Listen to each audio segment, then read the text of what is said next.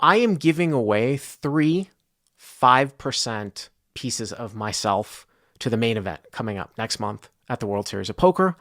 All you have to do to enter is go to clpgiveaway.com, clpgiveaway.com, and the link is in the description, and enter. There are several things that you can do to get additional entries, including being a CLP subscriber, but check it out for your chance to win a 5% piece of my main event action. Next caller is going to be Justin. Hello, Justin. You're up next. Hey, Bart. All right. Pretty good, Ben. How's it going? Pretty good. Pretty good. All right. Got a hand for us? I got a 3-5-10 hand coming out of Anonymous. Anonymous. Everyone in my card room listens to your show. All right. That's cool. No problem. Last time I called in, I got recognized by like 10 people. And I was like, okay, I'm going to not say it. And if they recognize my voice, they recognize it. But, so yeah, 3-5-10 hand, 9-handed. I'm sitting in the big blind, and I have ace jack of hearts. Okay. So under the gun raises to 30. Under the gun +2 calls. And then the cutoff calls. And then I 3-bet to 165. Under the gun to 30, +2 calls, cutoff calls, right? And you go to what? 165. 165. So you're going to go 4 plus, yeah, I mean, it's like 3, this is like 3.5x plus the dead calls. Okay. How deep are you guys, by the way? I'm 5K effective with the main villain, so really deep. Okay, so 5K effective. Okay. I mean, it might even be a case where you might actually go a little bit even larger. And the main guy is the under the gun? Yeah, main guy's going to be under. Yeah, you might go a little bit larger here. But okay, so you go to 165. And are you okay with that squeeze there, you think? Or do you think ace-jack might just play better as just a flat call? Well, no, I'm definitely okay with the squeeze if these guys in between are like V-pipping way out to lunch, as we like to say in CLP, right? You're just getting an overlay here.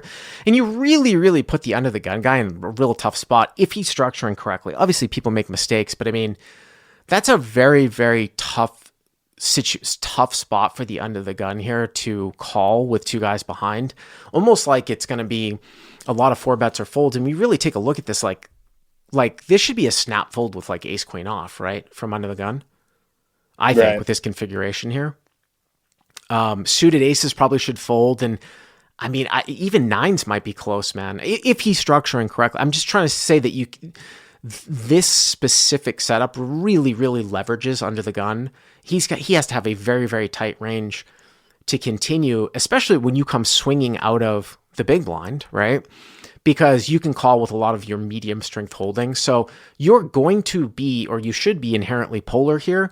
But in live poker, the reality is that it's going to be a lot of sort of geared towards value. But I will say, though, it kind of brings up like you can throw in some blocker squeezes here for this reason, though. Like if you had an ace-3, ace-deuce type of holding, because you really leverage, this is leveraging a very tight configuration with some dead callers.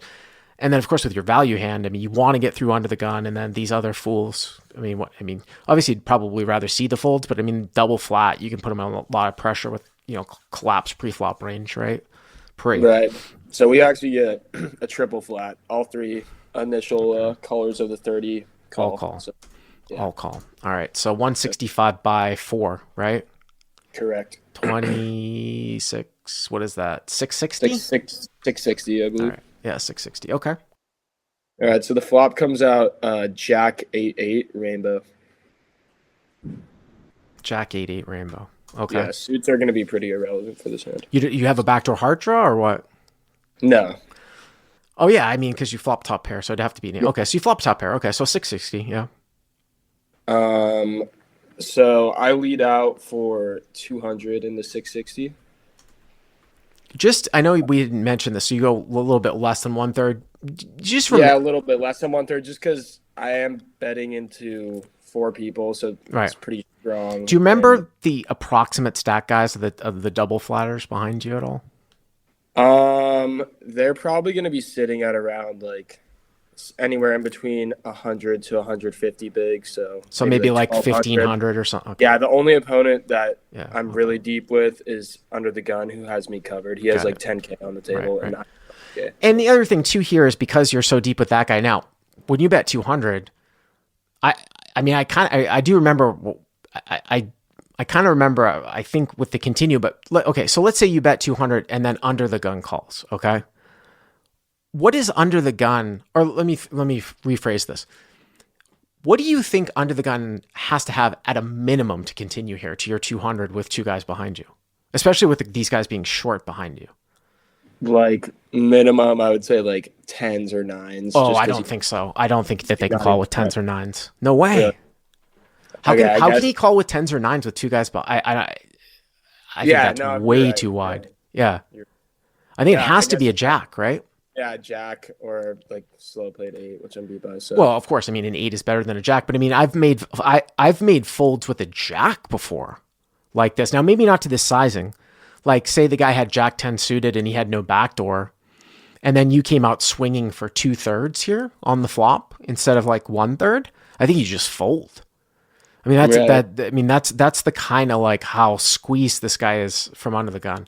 So, Yeah, anyways, all right. So you bet 200 and Under the Gun instantly raises to 600 with the two people behind him. So okay, interesting. pretty sick. And then so the two other people fold to me, and I had to put the extra 400 in to see a turn. Magical 55 says, I'm calling with tens or nines with two guys behind you, buddy. I think that's burning money. I mean, there is a little bit of backdoor with tens and nines because it's jack 8-8. I don't know if that's coming into consideration, but, you know, again, it's one of those spots where when you're behind, you don't have many outs with a pocket pair.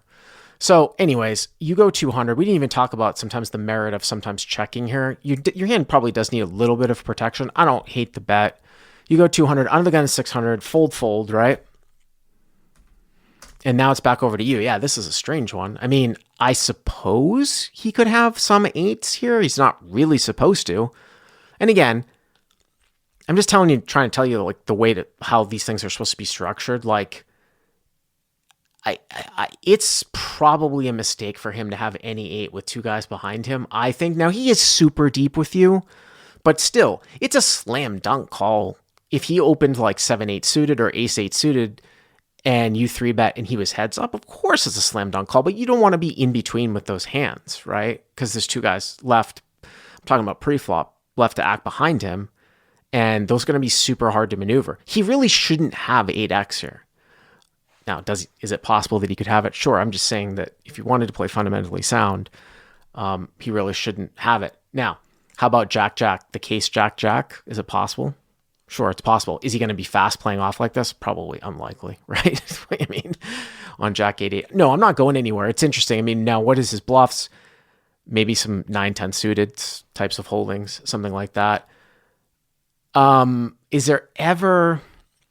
I mean, what else do you lose to here? I mean, there's a couple other hands. I don't know. Yeah, the hand just gets weird straight off the bat. It's like I have alarm bells going off in my head, but at the same time, I'm like, what am I losing to? 8x that's raising right off. Well, there's the a couple bat. other hands. The case pocket jacks, which probably also doesn't raise off the bat. So it's like there's a couple other hands you lose to though, which would be unlikely with this configuration setup.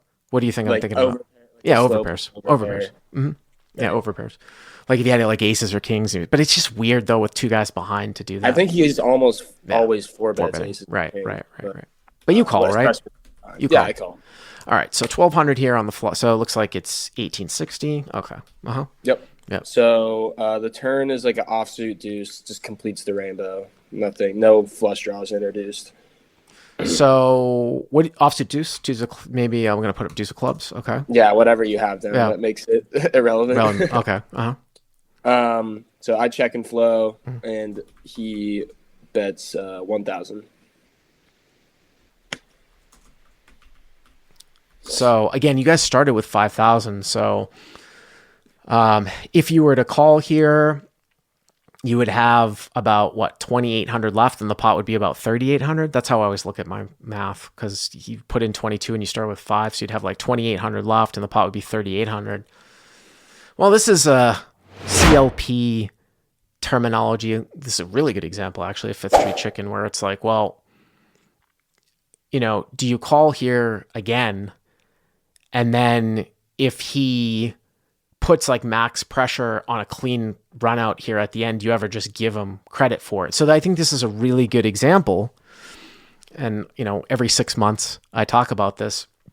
I go back to like a game of which they have at the World Series. We're going on with World Series where it's single draw, no limit deuce, which is usually played. I think they have it as a 1500, but it's a 10K.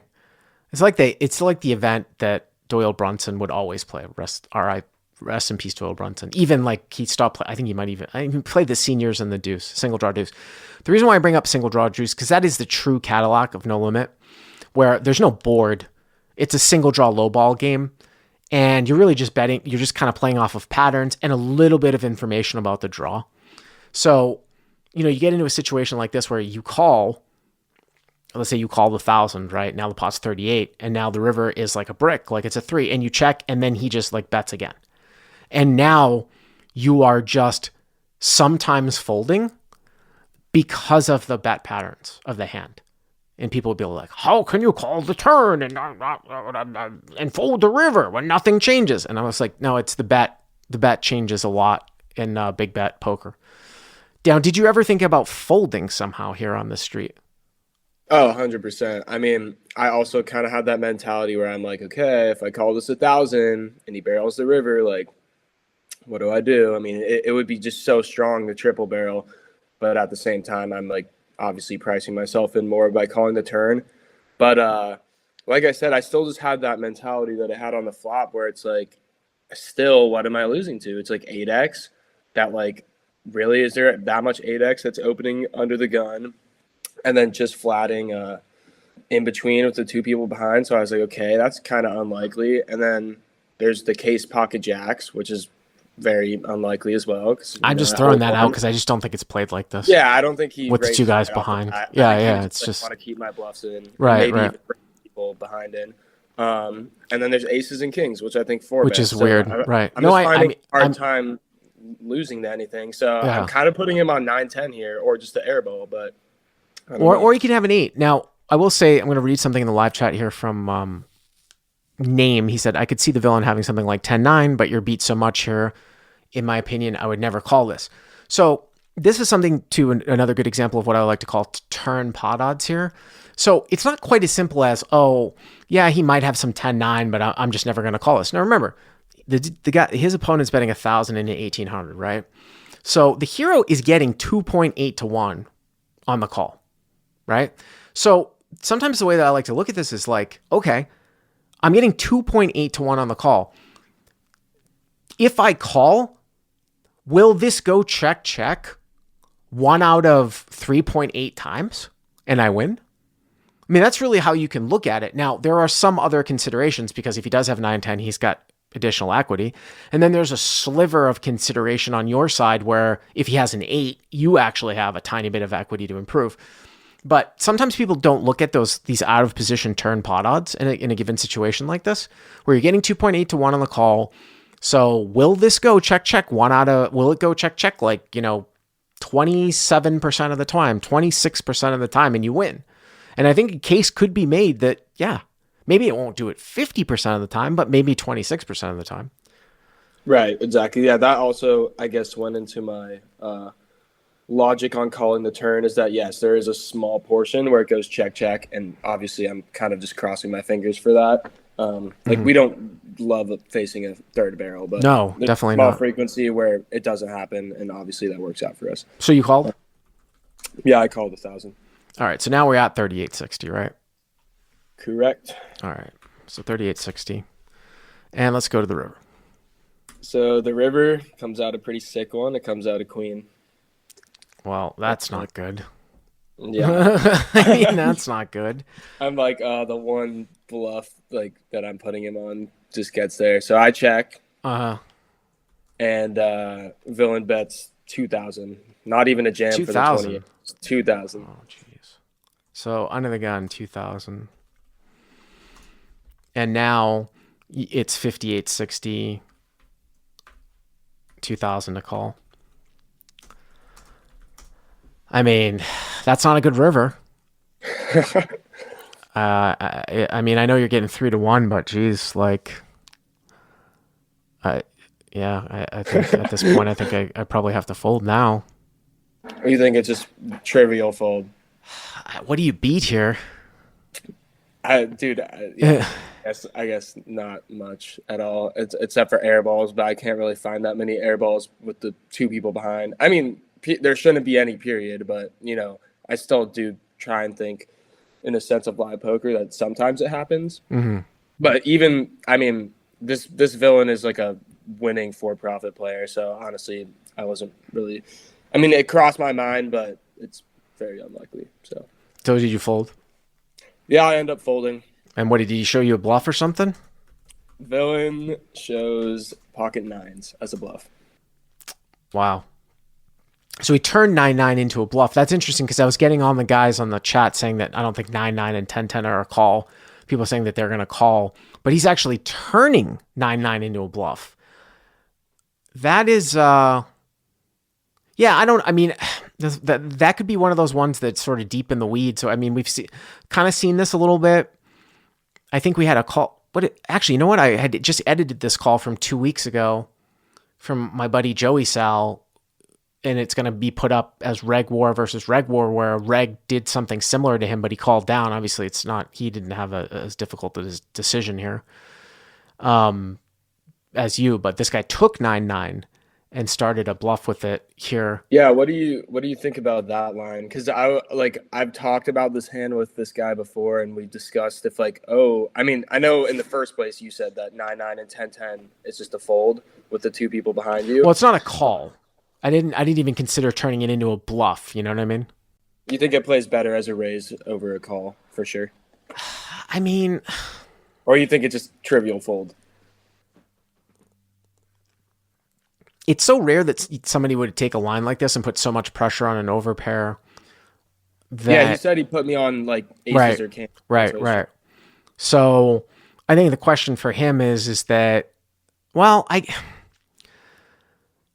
if he wants to, so I guess the question, I didn't consider like turning 9-9 into a bluff later on. So I think maybe it has some credence. So you'd want to take the line that would have the most sort of credence in fold equity. So if you were to sort of step back and say, well, I'm going to call with 9-9 here because I can pick up backdoors and then I'm going to run a bluff, then okay. I was more thinking about just the pure value of, it's a continue because I might have the best hand here. That's what I was saying, that it has to be a fold off. I wasn't necessarily taking into consideration, we're going to turn the hand into a bluff. Going to turn the hand into a bluff, okay. But as a call to not turn your hand into a bluff, no, I think it's not a continue. But I think that this happens probably so rarely that, you just live to see another day, Right. Yeah. I mean, I don't hate the fold, especially on that river. So that was a secondary question. If the queen doesn't come off, what do you think? You think it's more of just a 50-50 spot, or you lean more towards call, more towards fold? Well, the weird thing is that, so this is where the whole thing comes into play, right? Like with the whole like turn pot odds. Let's say that the river is a 3. Okay. Does your opponent still bluff at the end? Because we already talked about. I don't know. Well, I mean, I was questioning if even 8x might just want to check back the river on on the queen. Like, does 8x even bet the queen there? Because I could have pocket queens. I could have you could have pocket queens, but I mean, but what are you getting value from with 8x? Like, you're just trying to get aces and kings to call. I mean, there's way more aces and kings than now that the last queen is. I mean, I would never check an 8 back here. Okay. But what I was saying though is that. So maybe he thought that you're going to fold off a portion of the time on the turn, right? And then he was like, okay, well, what are my natural bluff? I'm just kind of going down the weeds. What are my natural, like, what are the bluff? I mean, we said, what's the bluff? It's 9-10, right? So he's got 2 9s and he's like, all right, well, I'm going to get this guy to fold out some of the time on the turn. If he calls, then I'm just going to give up on the river unless I hit a 7 or a queen or a 9. That's not a bad, so you don't know if he's going to bet at the end, right? If it's a 3 or if it's a deuce or whatever. So, but I think that this card is probably too. I mean, obviously the best card in the deck for him is probably a 7, right? Because then he doesn't have to worry about the overfills, right? Like he'd probably rather see a 7 here. But anyways, nice call. Thanks for the call. All right.